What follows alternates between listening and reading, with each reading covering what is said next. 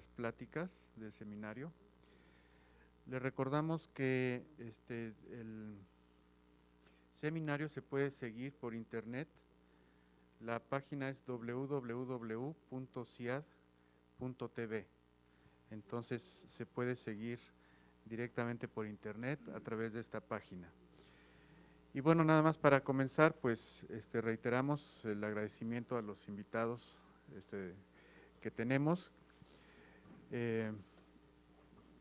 Tenemos el honor de tener aquí a estos invitados, a Marta Bustos, a Jorge López, Silvia de Schiller, Martin Evans, que son pues de primer nivel, invitados de lujo para este seminario, que bueno, a los alumnos los invito pues a aprovechar realmente a estas personalidades que tenemos aquí. Bueno, para empezar, vamos a tener aquí ahorita la plática del doctor Sergio Padilla Galicia, de la Ciudad de México. Es arquitecto, es maestro en urbanismo por la UNAM, especialista en ordenación del territorio por la Universidad Politécnica de Madrid, en España, y actualmente candidato a doctor en urbanismo por la UNAM. De 1978 a 1981 fue parte del equipo técnico de la Secretaría de Asentamientos Humanos, SAOP, en el área de equipamiento y desarrollo urbano. Desde 1982 se ha desempeñado como consultor y como profesional independiente o asociado con diversas empresas especializadas, dirigiendo diversos estudios y planes de desarrollo urbano, proyectos arquitectónicos y gestión de proyectos inmobiliarios. De 1983 a 1989 fue profesor en el área de urbanismo en la Facultad de Arquitectura de la UNAM y desempeñó el cargo de coordinador de la maestría en urbanismo. Actualmente es profesor investigador en la División de Ciencias y Artes para el Diseño de la Universidad Autónoma Metropolitana, Unidad Azcapotzalco, en donde realiza actividades de docencia e investigación en temas de análisis urbanístico, planeación y diseño urbano en México y en el ámbito internacional. Como docente ha dirigido numerosos proyectos terminales de licenciatura, especialización y maestría en temas relacionados en planeación urbana, proyectos urbanos y arquitectura. Coordina el programa de investigación Morfogénesis y Transformaciones Urbanas. Es responsable y participante en proyectos de investigación en temas de urbanismo informal, urbanismo internacional, urbanismo sustentable, formación metropolitana y estructura urbana. Ha desempeñado en la UAM Azcapotzalco diversos cargos de gestión académica, coordinador de la Maestría de Planeación Metropolitana, coordinador de investigación de CIAD, coordinador de la licenciatura en Arquitectura y actualmente es el jefe del área de Arquitectura y Urbanismo Internacional. Ha sido profesor visitante a nivel de posgrado, especialización y maestría en la Universidad de Stuttgart, Alemania, en la Autónoma del Estado de Morelos, la Universidad Autónoma Benito Juárez de Oaxaca, Jorge Toledo Lozano de Cartagena, Colombia, y la Universidad San Buenaventura de Cartagena, Colombia. Ha participado como conferencista en numerosos seminarios y coloquios, ha escrito artículos y ensayos publicados en revistas especializadas y libros colectivos de México, Alemania y Colombia sobre temas de planeación urbana, urbanismo formal e informal. Destaca en los últimos años la coordinación de los siguientes libros colectivos: Urbanismo Informal, del 2009, 6 ciudades mexicanas, del 2011, Hábitat Sustentable, 2012, editados por la UAM. Asimismo, ha coordinado seminarios y workshops internacionales en la materia. Es coordinador general del Seminario de Urbanismo Internacional y de la red Urbanit, red conformada por más de 100 expertos en urbanismo de diferentes partes del mundo. Muy bien, pues vamos a escuchar su plática. Pues muchas gracias, Víctor. Bueno, mi participación esta mañana es con la idea, como coordinador del evento, o co-coordinador junto con Víctor, hacer una introducción al seminario, y para ello el material que les voy a presentar es una síntesis, una interpretación que hacemos en el trabajo, digamos, para procesar los temas que se presentaron hace 2 años en el primer seminario de urbanismo de hábitat sustentable. Esa es pues la idea, hacer un enlace entre el primer seminario y este otro seminario como una parte introductoria. Por otra parte, también es, como señalaba nuestro director Aníbal Figueroa, pues que el seminario tiene no nada más la intención de hacer las conferencias, que nuestro público, profesores o estudiantes las asimilen, sino también procesar parte de esos temas, encontrar puntos convergentes, particularidades, tendencias que se están dando y documentarlas a través de las publicaciones que hemos generado y de los materiales que preparamos derivados de estos eventos. Entonces es una primera intención, ya tiene este carácter de procesar los temas y presentarlos a ustedes.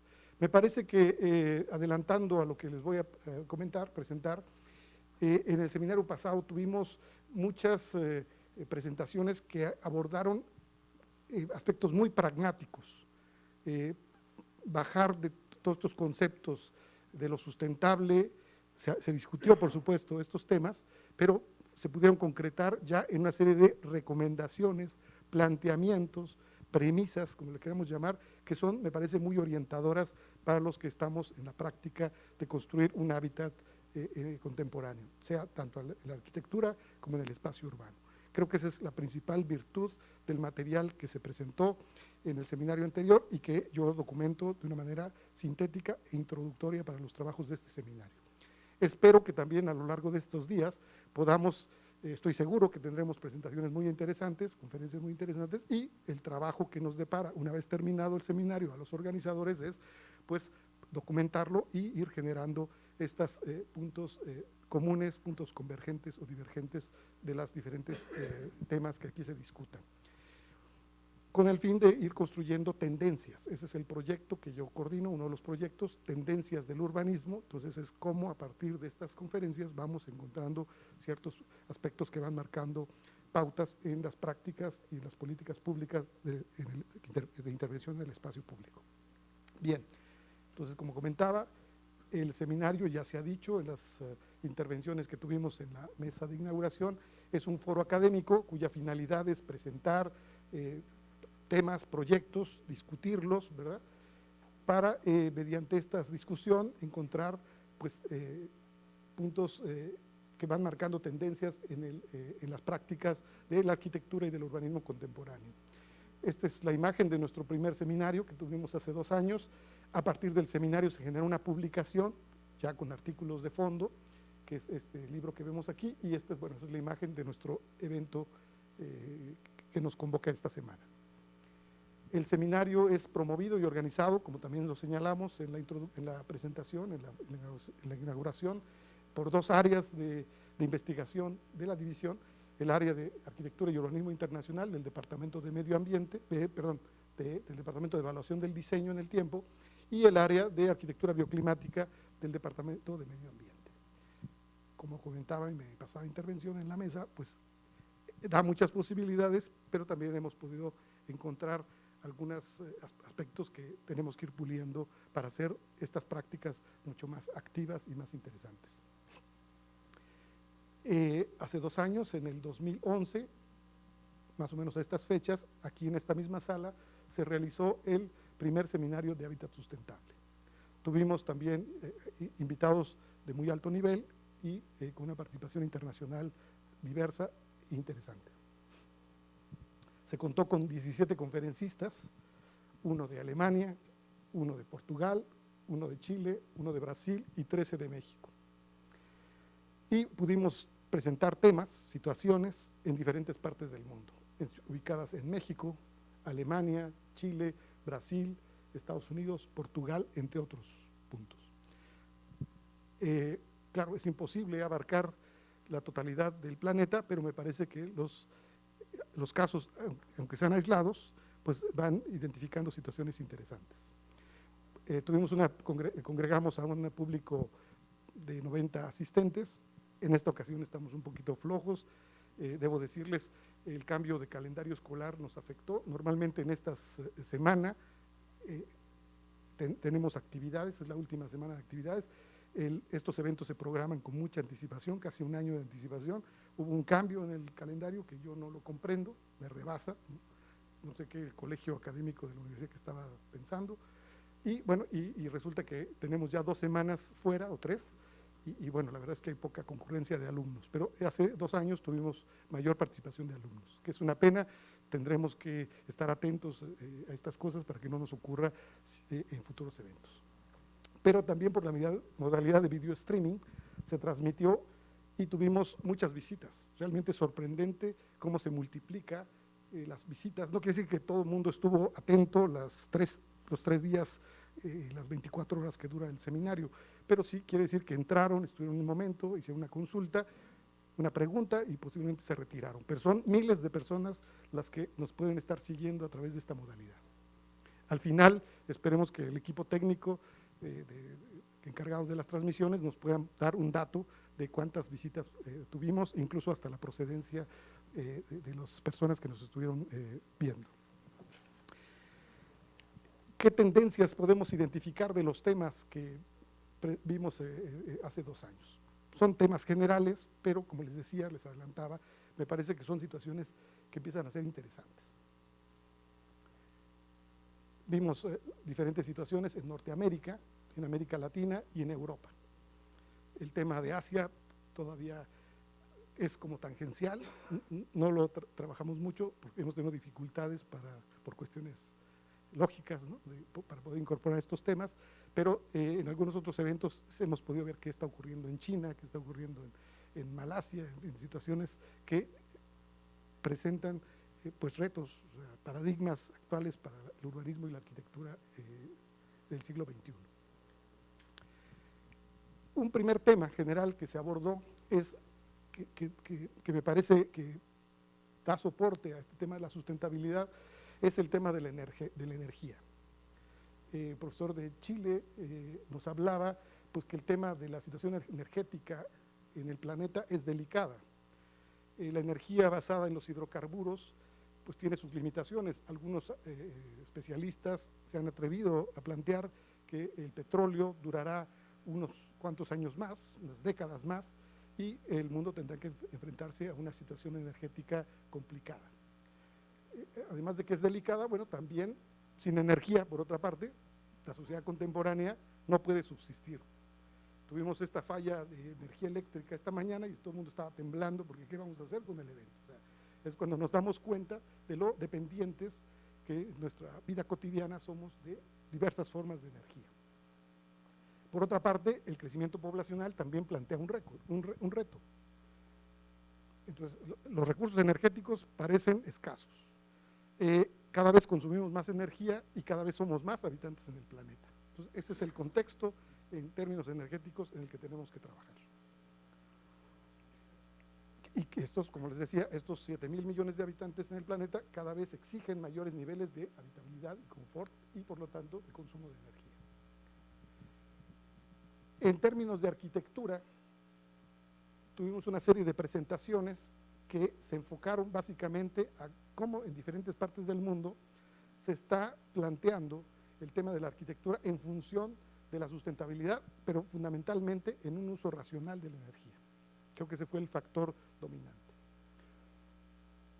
Algunos autores nos decían que, bueno, es importante ya a estas alturas del siglo XXI que estemos conscientes de que concebir una nueva arquitectura en función de estos retos, de estas situaciones que se nos presentan actualmente.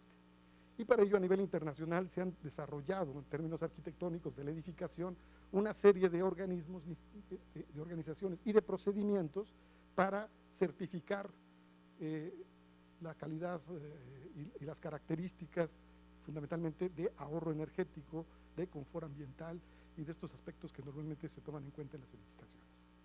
Hay organismos internacionales y también hay organismos regionales de Latinoamérica.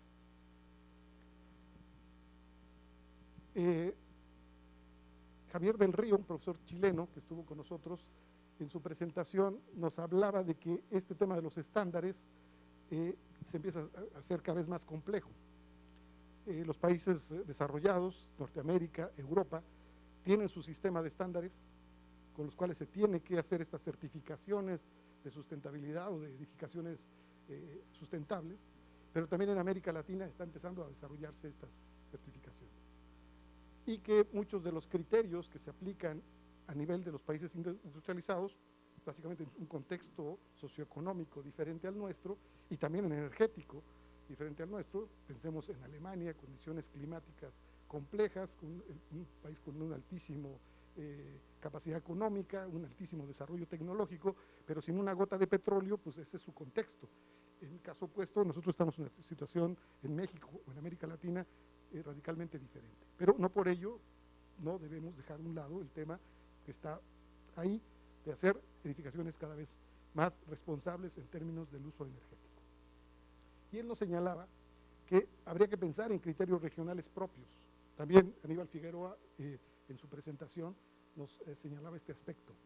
Y Javier del Río nos decía que no olvidemos los principios generales que como arquitectos debemos tener, que sí, los estándares hay que cumplirlos, son orientadores, pero fundamentalmente en nuestro contexto debemos de irnos a lo básico, que es cómo incorporamos en nuestros análisis y nuestros diseños, tanto arquitectónicos como urbanos, el tema del calor, la luz, el clima, los materiales, los espacios en sí mismos, las características de los espacios, las necesidades de los usuarios, la experiencia tradicional. También Víctor Fuentes en su presentación nos mostraba las bondades de la arquitectura vernácula mexicana, la sabiduría de cientos, miles de años de experiencia en el uso de la construcción de un entorno, como pues hay que no olvidarla. Y también Javier nos señalaba pues que la arquitectura experimental, o sea, los experimentos, pues también no debemos dejarlos de un lado, hay que estar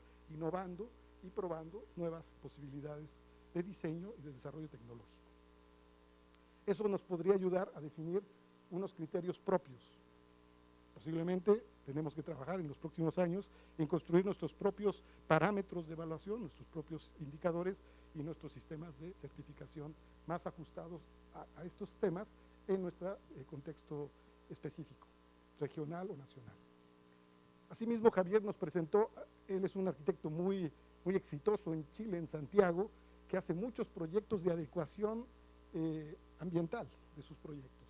Lo llaman mucho porque proyectos que ya están realizados tienen severos problemas de confort acústica, de confort térmico, y bueno, él hace sus análisis energéticos, sus balances térmicos y genera los diseños para remediar estas cosas. Entonces aquí nos presenta que en el Aeropuerto Internacional de Santiago lo llamaron porque tenían severos problemas de asoleamiento, y entonces él generó ahí una serie de soluciones en donde lograba un balance térmico adecuado en los espacios interiores del aeropuerto, que no los tenía el diseño original.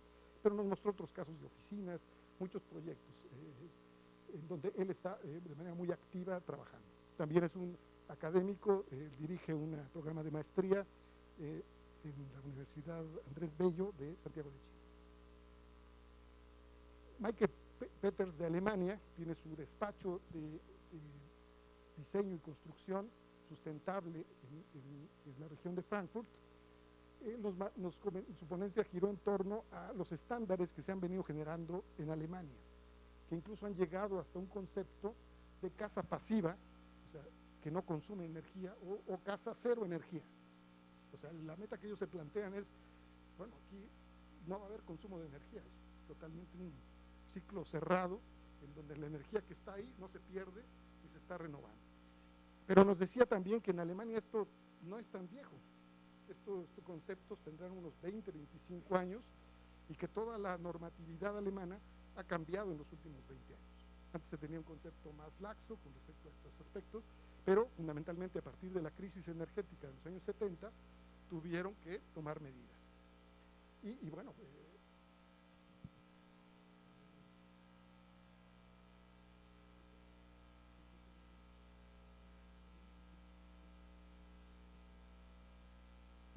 ok, ahí sí se escucha, perfecto, bueno, bien.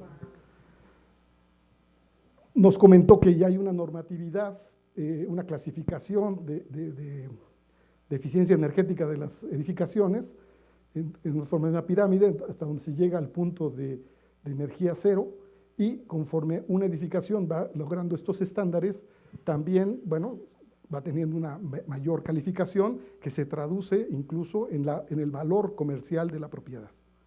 O sea, una edificación, puede ser una casa habitación, manejada como casa pasiva, puede valer el doble o el triple de si no tuviera ahorro de energía. Y bueno, nos comentó algunos de los principios que él aplica para sus proyectos, basados muchos aspectos en el tema de la energía, de la forma, o sea, es un punto básico, la forma tiene que ver con una buena solución ambiental, incorporar siempre el aire externo, adecuándolo, por supuesto, a las condiciones de requerimientos internos, el sistema de aislamientos en Alemania, que es muy estricto, sobre todo los procedimientos constructivos, no nada más los aislamientos son muy estrictos para lograr esta eficiencia. Él nos mostró una imagen en donde, con una jarra de té, ¿verdad? Entonces el concepto en los años 70 era que pues el té se servía en una jarra de vidrio y pues el té caliente y a los minutos estaba frío. Y entonces ahora el concepto es que es una jarra totalmente térmica, en donde el asunto se trata de que no se pierda el calor que ya se generó para calentar el té. Ese es un poco el concepto que se está aplicando ahora de una manera muy gráfica, muy simple. Bien, y otro aspecto es, por supuesto, incorporar la energía de la naturaleza, principalmente la energía del sol, y no tanto de la energía de hidrocarburos. Víctor Fuentes nos presentó una experiencia en relación a arquitectura, haciendo una comparación entre la arquitectura tradicional, vernácula, en el sureste del país, principalmente en la región maya, una fuerte tradición indígena de cientos de años, donde nos mostraba cómo estas construcciones resultan en condiciones climáticas muy adecuadas para sus habitantes. Y en contraposición se están haciendo estos proyectos nuevos que han proliferado en el país, en México, en los últimos 10, 12 años, megaconjuntos urbanos se les llama, en donde las tipologías de tanto el trazo urbano como los diseños específicos de la vivienda que se reproducen indiscriminadamente, pues no tienen nada que ver con las condiciones climáticas. Y por supuesto que con las condiciones culturales, sociales, mucho menos. Entonces realmente, pues creo que ha habido una pérdida, ese es el planteamiento de Víctor, que ha habido una pérdida de esta experiencia milenaria con estas soluciones, supuestamente, aquí hay arquitectura sin arquitectos, y aquí supuestamente hay arquitectura con arquitectos, y pues no hemos funcionado muy bien. No hemos aprendido de esa tradición. También se nos hablaba en otro artículo y otra presentación que esta figura de los megaconjuntos urbanos, que son, hay conjuntos en las grandes ciudades de México que pueden tener 10,000 viviendas, con este trazado urbano súper monótono, repetitivo, denso, expansivo, y con tipologías de vivienda de este tipo, ¿verdad? Que no tienen nada que ver con la parte sustentable, ni procuran un espacio adecuado para vivir en lo social o en lo familiar, y tampoco tienen que ver con ninguno de los conceptos que normalmente manejamos en términos de eficiencia energética, sustentabilidad. Y creo yo que a veces algunos proyectos tratan de manejar algunos aspectos en la arquitectura de sustentabilidad, le ponen un colector solar para calentar el agua y sustituyen el calentador de gas, y ya la anuncian como sustentable. Pero en los términos que a mí me compete, que es la parte urbanística, me parece que es una verdadera aberración el que se hagan estos diseños. Si el diseño, el trazo urbano y la agrupación urbanística está mal planteada, pues la casa, la orientación va a estar mal dada, y podemos tratar de buscarle muchas soluciones, muchos recursos, pero el problema viene de origen. Y creo que en eso, en México, hemos descuidado muchísimo. Tal vez la formación de diseñadores urbanos no haya sido lo suficientemente adecuada en nuestras instituciones, y estamos produciendo estos grandes asentamientos nuevos, diseñados, por primera vez diseñados por arquitectos, pero que no aportan nada, sino que están generando muchísimos problemas, no nada más a nivel social, sino también a nivel familiar y, en suma, energéticos y de todo tipo. En términos ya de urbanismo, tuvimos varias presentaciones en donde algunas de ellas nos presentan planteamientos, compilaciones de conceptos que se están manejando en diferentes partes del mundo. La doctora Elizabeth Espinosa nos presentó un material sacado del llamado Libro Verde del Urbanismo, fundamentalmente se conoce mucho en España, en donde se hace un diagnóstico del proceso de la urbanización contemporánea y se establecen en contraposición unas recomendaciones. O sea, este es el problema, ¿cómo debemos de evitar ese problema? Y en general se propugna por un modelo de ciudad compacta y más diversificada, más compleja, en oposición a una ciudad extendida, una ciudad dispersa, el famoso sprawl urbano, y una ciudad también no monofuncional, sino más diversificada, en oposición a estas cosas que estamos viendo aquí. Estos son casitas, casitas, casitas, y un centro comercial, y nada más. Y eso no es una ciudad, pero eso es un asentamiento posiblemente para 30,000, 40,000 personas. En oposición debemos procurar por una ciudad más compacta, más diversa, que propicie una vida colectiva más dinámica y no un aislamiento urbano, un individualismo urbano como lo estamos viendo en estos conjuntos.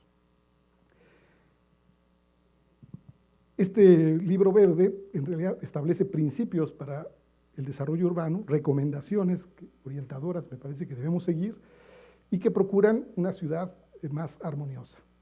¿Cuáles son el diagnóstico de una manera muy sintética, por supuesto, que yo hago del material que nos presentó Elizabeth Espinosa? Pues que hay conflictos, una urbanización muy acelerada, principalmente en contextos del tercer mundo, la población crece mucho y por lo tanto la urbanización es explosiva. Hay una insularización de los sistemas naturales, o sea, se va cada vez aislando los espacios verdes o de la naturaleza en torno a las ciudades. Hay un sellado del suelo por las planchas de concreto, poco espacio abierto, poco espacio verde y en consecuencia mucho concreto que genera modifica el clima urbano. Hay un consumo masivo, indiscriminado de energía, agua y materiales. Todos estos desarrollos están fundamentados en un transporte motorizado, principalmente el automóvil, y en general hay una baja calidad del espacio público. Es una manera muy sintética, por supuesto. Y en oposición, los objetivos del urbanismo sustentable planteados en el famoso Libro Verde son los siguientes: crear ciudad y no urbanización. No es lo mismo crear espacio para vivir que crear un concepto complejo de ciudad. Ordenar o limitar la expansión indiscriminada de la ciudad. Eso implica una saturación urbana y ciudades más compactas. Promover a la ciudad como un proyecto, eso me parece que es fundamental. Muchas de nuestras ciudades tienen planes de desarrollo, normatividad para el desarrollo urbano, pero no tienen un plan, no hay un proyecto. Es un plan sin plan. Se cumple el formalismo, pero no hay una idea, no hay un concepto de qué tipo de ciudad debemos tener. Eso creo que es importante no perderlo de vista. Otro tema es vincular la urbanización con los equipamientos. ¿No? Los equipamientos no nada más es el centro comercial o la escuela. Es un sistema muy amplio de satisfactores que la sociedad requiere para vivir adecuadamente en colectividad. Y en el siglo XXI, por supuesto. Y aumentar la complejidad urbana. La vida urbana, creo que desde las épocas de Roma, es compleja y no se reduce a tener cada quien su casa a 40 kilómetros de lo que es la verdadera ciudad. O sea, eso tenemos que tenerlo claro. Esas son las recomendaciones del Libro Verde. Y establece unas líneas de actuación que no las voy a leer porque me llevaría mucho tiempo, pero que tienen que ver con esto que he comentado. Comentar principalmente, pues bueno, procurar una ciudad compacta, diversa, con proyecto, etc. Complementaria a estas ideas, Christoph Goebbels, que colabora con nosotros en la universidad, pero es de Alemania, y participó algunos años en la firma de Albrecht Speer & Partners, un famoso despacho de urbanistas en Frankfurt. Nos presentó el arquitecto Speer, que es un personaje interesante en la vida alemana, hijo del famoso Albrecht Speer, el arquitecto de Hitler, ¿no? Pero que es muy exitoso haciendo consultoría de urbanismo en todo el mundo. A partir de los muchos proyectos que ha realizado en el Medio Oriente, en China, en muchas partes del mundo, la propia Europa también, por supuesto en Alemania, estableció una serie de sus experiencias, las documentó en un libro que se llamó, ¿cómo se llama el libro? Aquí está, Un manifiesto para ciudades sustentables, piensa local y actúa globalmente. Y él plantea 10 conceptos, lo estructura en 10 capítulos, lo que él también llama 10 mandamientos, que tienen que ver con lo que ya comentamos anteriormente. Uno es, por ejemplo, primero, combina la teoría y el sentido común. O sea, hay conceptos, pero también hay sentido común. Y a veces el sentido común es el menos común de los sentidos. Y cometemos unas verdaderas barbaridades haciendo nuestros proyectos. Vamos contra la misma naturaleza, y contra la misma naturaleza humana a veces, generando nuestros diseños. Enfocarse más hacia lo brownfield, que sería las áreas de reciclamiento urbano, viejas zonas industriales, los puertos, áreas decadentes en la ciudad, trabajar más ahí que en las áreas de expansión hacia las áreas agrícolas o verdes. Más hacia el interior, menos hacia el exterior. Por supuesto, disminuir la energía y también, desde Alemania, es curioso que ellos lo vean, no sobredimensionar el tema tecnológico. Mantener el espacio abierto, el tema del espacio público en nuestras ciudades todavía no lo tenemos muy claro, muy consciente de él, y creo que ese es lo fundamental del urbanismo. La materia prima del urbanismo, un componente fundamental es el espacio público. Crear una identidad clara en los proyectos. Pensar en ciclos globales y no en visiones a corto plazo, en sectores. Hay que pensar a largo plazo y con mayor visión de nuestros proyectos. No dejar que los modos de transporte compitan por el espacio público, o sea, no prioridad al espacio, al transporte, prioridad a las personas. Y creo que desde Le Corbusier ya había algunas ideas por el estilo, o sea, no hemos avanzado demasiado. Claro. Pero cuando surge el automóvil, bueno, el automóvil, el tren, ha sustituido mucho del espacio público para estos vehículos y menos para las personas. Fomentar la participación cívica, definir con claridad las bases sobre las cuales, o sea, el proyecto de ciudad sobre el cual se va a construir la ciudad, y él remata con dar prioridad a las 3 Es que él maneja: ecología, economía y equidad. Esos son los planteamientos del arquitecto Sperr. Siguiendo con 10 mandamientos, Bernardo Baranda, que va a estar en esta mañana con nosotros, que es un activista del tema de movilidad sustentable en la Ciudad de México, además de que es un buen técnico, por supuesto, nos planteó una experiencia que ellos le ofrecieron de manera práctica, como decía Aníbal, a la autoridad. Ellos recuperaron, bueno, sabemos mucho sobre movilidad, tenemos muchas inquietudes, pero ¿cómo se lo transmitimos a la autoridad y a la ciudadanía? Entonces ellos establecieron este decálogo de los temas que les parecía que tenían que llegarle a la autoridad y a la gente, pensando en la Ciudad de México. No exclusivamente en la Ciudad de México, pero sí pensando en la Ciudad de México. Uno es, camina. Depender más por nuestros pies que por otros medios de transporte. Otra alternativa es, muévete con tu energía. Usemos la bicicleta o medios de transporte no motorizado, preferentemente, por supuesto. Súbete al autobús, o sea, no uses el auto, disminuye el uso del auto, como caminando o viendo de bicicleta o a través del autobús o del sistema de transporte colectivo. Distribuye eficientemente las mercancías. El transporte público genera congestión en ciertas áreas y también compite por el espacio público y el espacio para los vehículos. Entonces, bueno, hagámoslo de una manera inteligente, racional, como se ha hecho en muchas otras partes del mundo. Procuremos una mezcla de usos del suelo. Eso da este concepto de diversidad que hemos hablado antes y evita que uno tenga que ser, si es monofuncional, para moverse de una función a otra hay que trasladarse grandes distancias. Si el uso es más mezclado, bajo cierto orden, pues los recorridos se acortan. Densifiquemos, la misma lógica. Si hay más gente en menos espacio, pues habrá que moverse menos. Fortalezcamos la cultura local, o sea, generemos zonas de actividad, de interés en nuestras ciudades. Conectemos las cuadras, o sea, una mejor interconexión entre las partes de la ciudad. Eso también ayuda a reducir la movilidad. Y otro tema que ellos aportan es hagámoslo durar, o sea, hagamos las cosas con calidad, no hagamos cosas efímeras, hagamos cosas buenas, un sistema de transporte bueno, un espacio público bueno. Si vamos a hacer ciclovías, vamos a hacerlas bien, con calidad. Eso creo que es, estos conceptos que estamos viendo aquí son experiencias que en muchas partes del mundo se han tenido en términos urbanísticos, pero también en términos de movilidad sustentable. Y aquí se plantean como un decálogo. Fundamentalmente, la cruzada de Bernardo, y seguramente él mismo lo subrayará en su presentación, es apostarle al transporte público, al no motorizado y disminuir el uso del automóvil. Esa es la cruzada que en una ciudad como la Ciudad de México, el Instituto de Transporte Sustentable tiene en su agenda fundamental.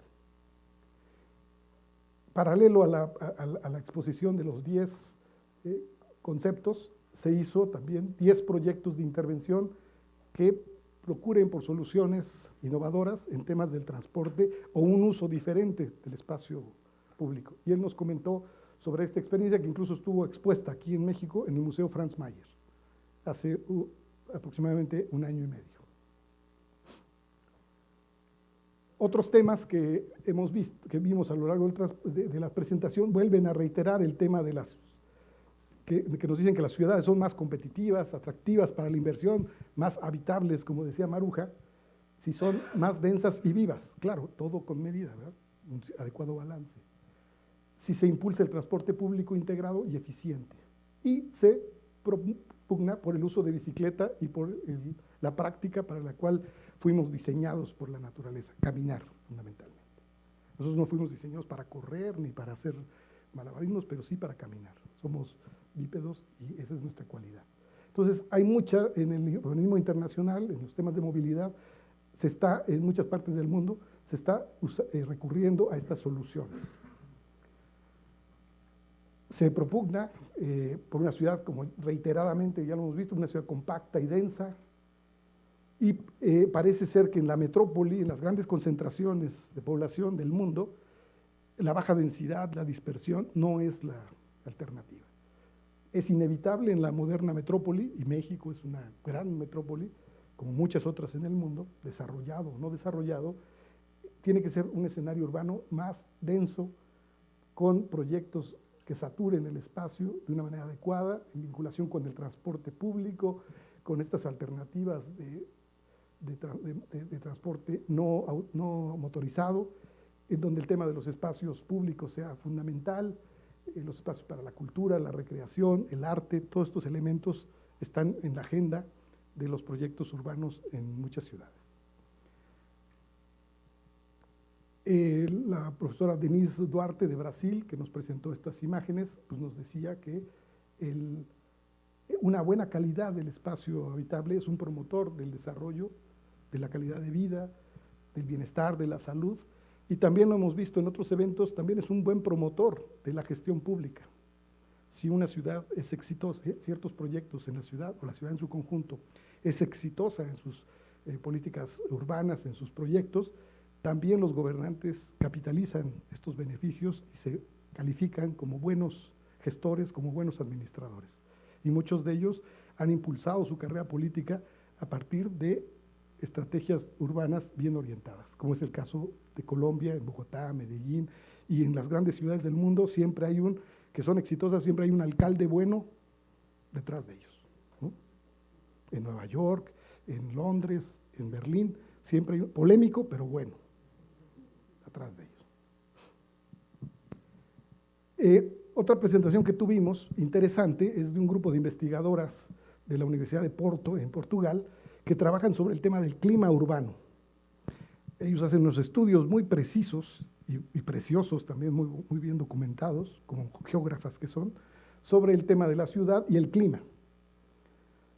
Y bueno, nos muestran cómo la urbanización, el sistema de espacios verdes, van generando todo un mapa térmico diverso en la ciudad, que da una cualidad que a veces no se toma muy en cuenta. Y que esa cualidad es un factor importante para la calidad de vida y que también debe ser considerada por los que toman decisiones sobre la ciudad, ya sea desde la administración pública o los que hacen proyectos para la ciudad. Entonces nos comentaba cómo estas experiencias del clima, a partir de tomar en cuenta las volumetrías de los edificios, los colores, los materiales de construcción más apropiados, pues son elementos que los diseñadores, urbanistas, arquitectos debemos tomar en cuenta. Y que si se logra un proyecto de ciudad más armonioso y menos vulnerable, pues eso es un éxito. Y ese tal vez es su mensaje, cómo el clima puede ser un factor de análisis para buenas propuestas de diseño urbano.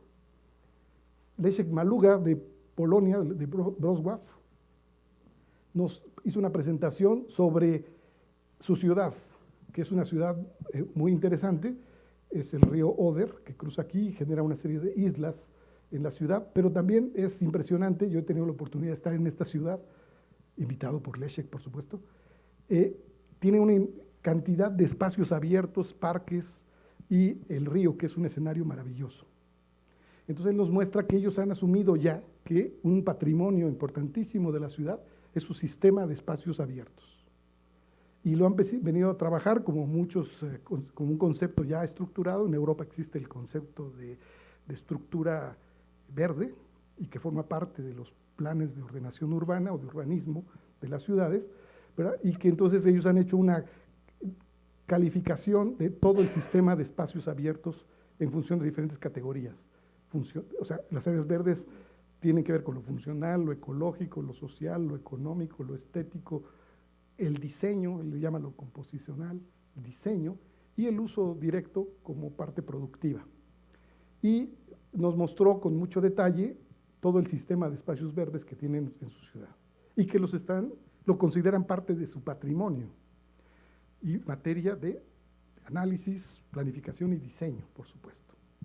Como él es profesor universitario, a sus alumnos, que no son alumnos de paisajismo, ni mucho menos, son alumnos de arquitectura, siempre él les plantea retos sobre estos temas. Ha trabajado sobre el río, ha trabajado sobre los espacios verdes, y aquí él estableció como una línea de trabajo durante un ciclo, trabajar sobre los parques en Wrocław, y los alumnos hicieron proyectos alternativos de cómo potenciar estos espacios abiertos, complementándolos con equipamientos culturales, con rediseños, pero siempre tratando de potenciar el valor ambiental y patrimonial que para esta ciudad tiene los espacios abiertos.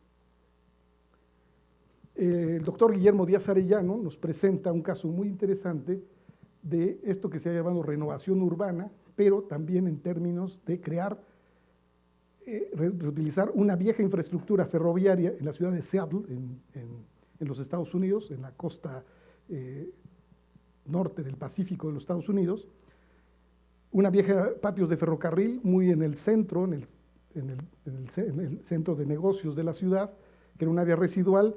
Se planteó un proyecto de rescate.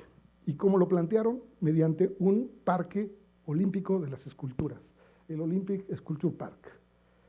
En este se pretende crear un espacio público, un espacio abierto, que tenga que ver con el arte y establecer un nuevo elemento que tenga que ver una relación interesante entre un uso urbano nuevo, recuperar un espacio para la gente, para la sociedad, hacer una aportación al sistema de espacios abiertos de la ciudad, fomentar la vida urbana y en relación con el arte.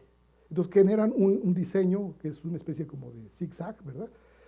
Un recorrido que incluso por el emplazamiento alto que tiene en esta parte hacia el mar, genera unas vistas muy bonitas.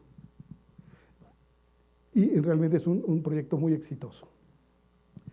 Jorge del Arenal, también profesor de nuestro departamento, nos comentó un proyecto en la ciudad de Chicago, el Plan de Acción para el Clima de Chicago, en donde básicamente están metidos en la agenda ambiental y del cambio climático, pues entonces ellos establecen una serie de estrategias a partir de estos puntos para actuar en la ciudad. O sea, hacer un uso eficiente de la energía en sus edificios. También en otras presentaciones hemos tenido que la ciudad de Chicago es un porcentaje mínimo, no llega al 1% de los que pueden ser certificados tipo LED de sus edificaciones, y son las más altas consumidores de energía en el mundo, estas grandes ciudades y edificios, pero están preocupados por eso y entonces están tratando de promover que sus edificaciones, las edificaciones en la ciudad consuman menos energía, que usen fuentes renovables de la misma, mejorar las opciones de transporte en la ciudad, reducción de los desechos y de la contaminación industrial. Chicago es una gran ciudad industrial y tiene esta tradición y tiene muchas áreas ya deterioradas, decadentes, en pleno corazón de la ciudad industriales, y entonces están pensando qué hacer con ellas, ¿verdad?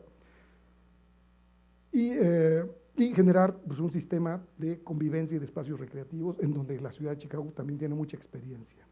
Todo el frente del lago Michigan realmente es una maravilla, los que han podido visitarlo, proyectos desde el arquitecto Sullivan, de principios del siglo XX, hasta los proyectos más recientes como el Millennium Park. Bueno, siempre el tema del espacio público en la ciudad está ahí. Y creo que ahora, bueno, lo pretenden impulsar a partir de esta iniciativa relativamente reciente que nos reseñó Jorge del Arenal. Gloria Castorena nos habló de un caso en México, un proyecto que desde la universidad, en vinculación con otras instancias académicas y gubernamentales, plantearon para generar un esquema de desarrollo. Yo creo que es un plan bastante ambicioso desde lo regional, ¿verdad?, hasta las cuestiones ya muy locales del diseño de los espacios urbanos y arquitectónicos, ¿verdad? O sea, abarca todos los niveles de intervención, la región, la ciudad, sectores de la ciudad, diseño específico, espacio público y arquitectónico, sustentado en principios como la movilidad y el transporte debe de tener prioridad, el respeto al paisaje y el medio natural, generar nuevas alternativas para la edificación y el medio construido, hacer un eficiente uso del agua, los desechos, promover opciones de vivienda interesantes en este sector de la ciudad, que no hay muchas, fomentar el turismo, es una localidad cercana a la Ciudad de México, la zona metropolitana, que tiene pues cualidades turísticas importantes, y bueno, y bajo una línea de análisis bioclimático, diseño ambiental, etcétera, etcétera. Es un proyecto que ganó un premio también en la universidad recientemente, y es lo que hablábamos hace rato, esta vinculación con sectores externos para hacerlo. Posiblemente Gloria nos pueda comentar en los recesos, pues bueno, qué pasó con este proyecto ya en la práctica, al enfrentarse con las autoridades o con la toma de decisiones específicas. Jorge Legorreta, colega nuestro del departamento, un distinguidísimo profesor y profesional del urbanismo de la Ciudad de México, que recientemente falleció después, como a los 6 meses, al año de haber tenido una participación con nosotros. Pues más que una propuesta específica, nos vino a hacer una denuncia, muy en su estilo. Eres un gran charlista, tiene un encanto para presentar sus temas. Nos habló sobre el contexto natural del Valle de México. Él es un gran conocedor, era un gran conocedor de estos temas, y nos habló cómo el sistema de ríos y lagos ha sido totalmente eliminado de la cuenca de México. México fue una cuenca lacustre con más de 40 ríos que alimentaban a los lagos que corresponden a lo que actualmente es la ciudad, la mancha urbana. Nos habló del deterioro que sus zonas boscosas, que son muchas todavía, se tienen en la actualidad, y algo que él también conocía muy bien, que es el sistema de Chinampas, que es este sistema prehispánico desde los aztecas de parcelas en donde se cultiva hortalizas para la Ciudad de México. Sus conclusiones es que hemos hecho un verdadero desastre con nuestro medio ambiente natural, y que de continuar con este modelo de urbanización y de poco conocimiento y respeto sobre el medio, pues estamos entrando en una situación prácticamente insostenible.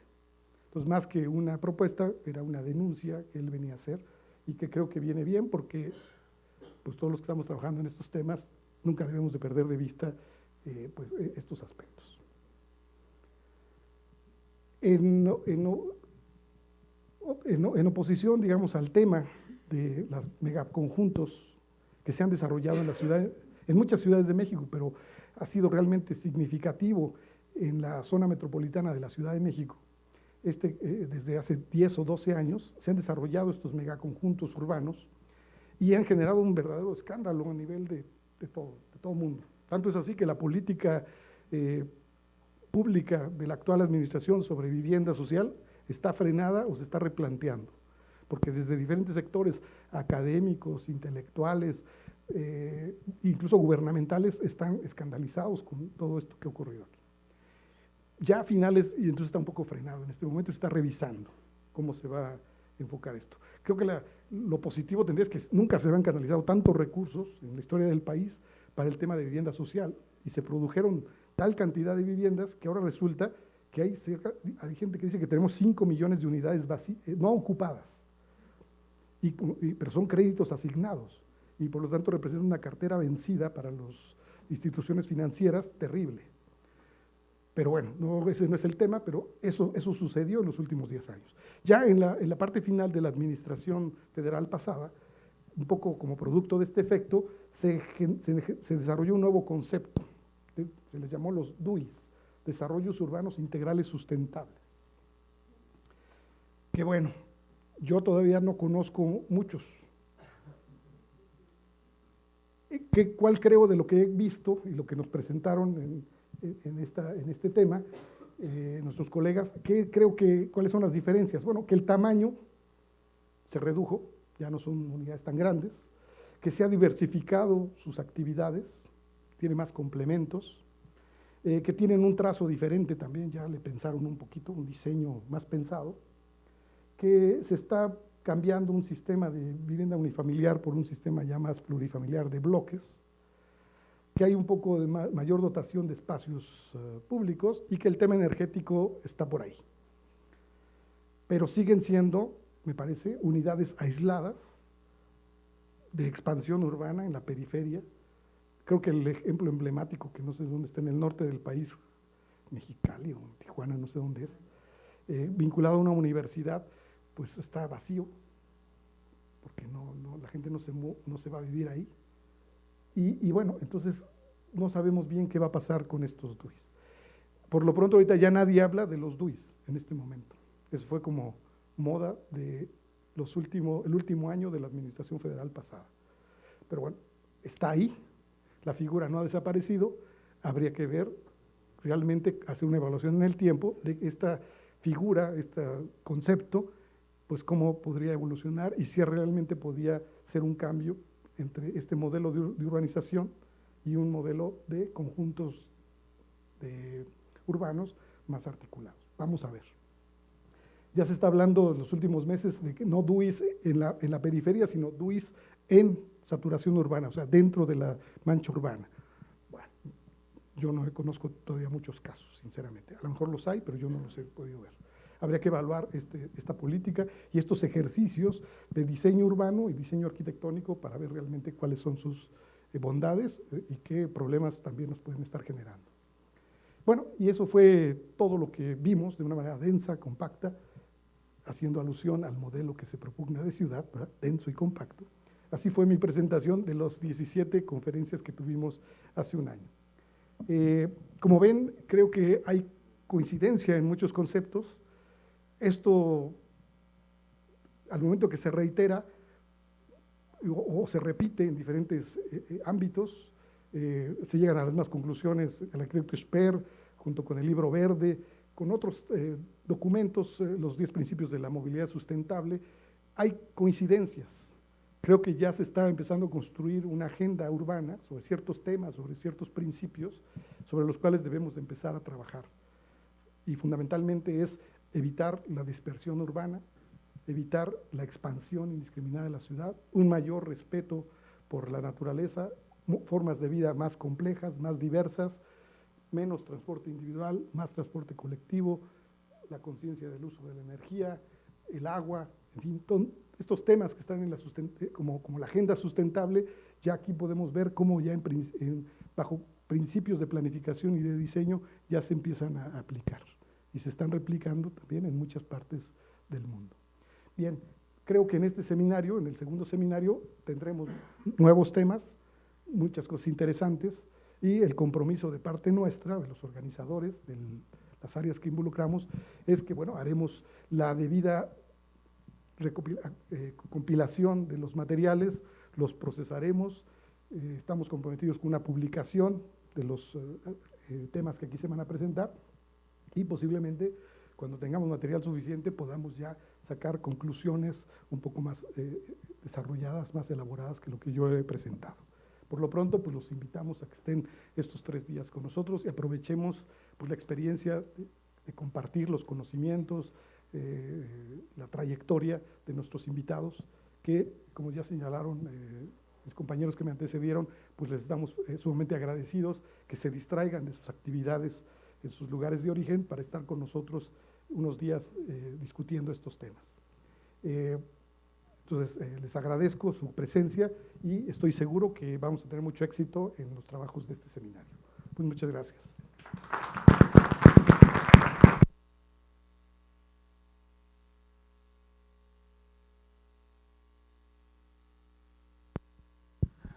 Bueno, como ustedes vieron, pues este fue como un repaso de todo lo que se vio en el seminario pasado, en donde pues hubo una discusión muy buena sobre esos temas de sustentabilidad en el urbanismo y en la arquitectura. No sé si tienen alguna pregunta, algún comentario sobre esto. Recuerden que esto pues es